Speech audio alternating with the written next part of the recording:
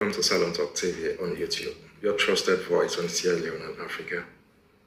At Salone Talk, we deliver insightful commentary and sharp analysis on political, economic, and social issues, human rights and good governance, covering Sierra Leone and the African continent. So stay informed, stay empowered. Our commitment is to credible, objective reporting, ensuring you are always ahead with accurate information and thought-provoking discussions. Subscription is totally free. Subscribe to Salone TV now, like our videos, share with friends, family, colleagues, and neighbors. Help us spread the conversation that matters. I am Albert David, and you're watching Salone TV on YouTube. Join the movement. Subscribe today. Let's shape the discourse that drives Africa forward. On today's news update, a betrayal of equality, SLPP's gender paradox. The SLPP is under the leadership of President Julius Maada Bio's recent district elections have raised serious concerns about the party's commitment to gender equality. Despite its global rhetoric on women's empowerment, the all-male elected chairman list contradicts its own claims of radical inclusion. If the SLPP government of President Julius Maada Bio truly prioritizes gender balance, it must change this outcome at district level.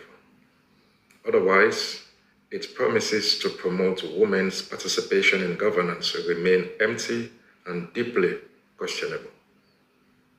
Instead of dismantling structural inequality, the SLPP appear to be reinforcing it.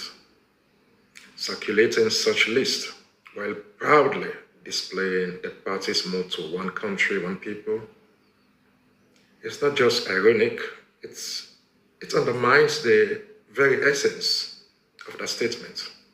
How can a party claim unity when half the population is visibly absent from the leadership?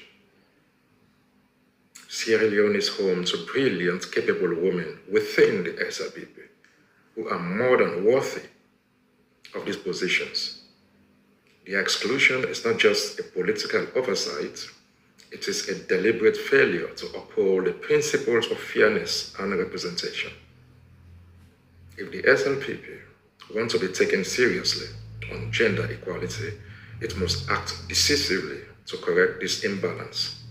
Otherwise, its claims of progress remain nothing more than political propaganda.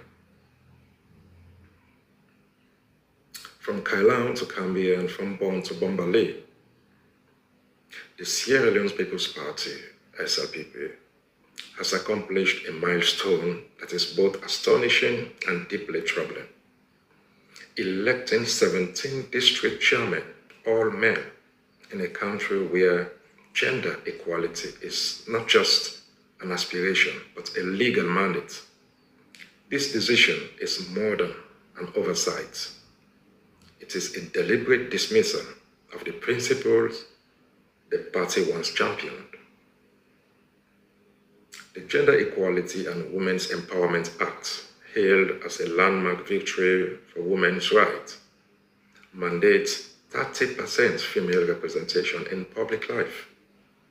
Yet, in a move that defies both logic and law, the ruling party has chosen to interpret equality as exclusively male leadership. This is not just a failure, it is a slap in the face to the hard-working women who have fought tirelessly for recognition, inclusion, and fairness. The contradiction is glaring.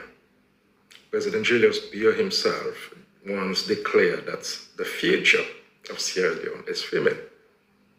But where is that future when the very party that passes the act refused to uphold its own commitment?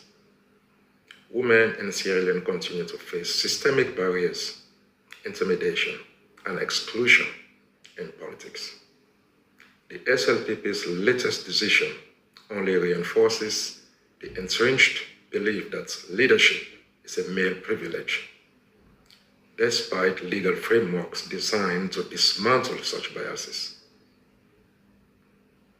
This is not just undemocratic, it is deeply disturbing. It sends a chilling message that laws meant to empower women can be ignored at will, that political promises are empty, and that gender equality is nothing more than a slogan. If the SLPP can so easily disregard its own legislation, what does that say about its commitment to justice, to fairness, and representation? The women of Sierra Leone deserve better. They deserve leaders who honor their commitments, who respect the law, and who recognize that equality is not optional.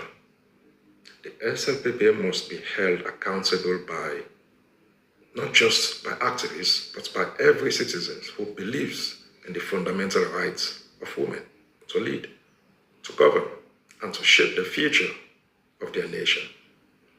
The question remains, will the SLPP correct its course, or will history remember it as a party that turned its back on the very women it claimed to empower?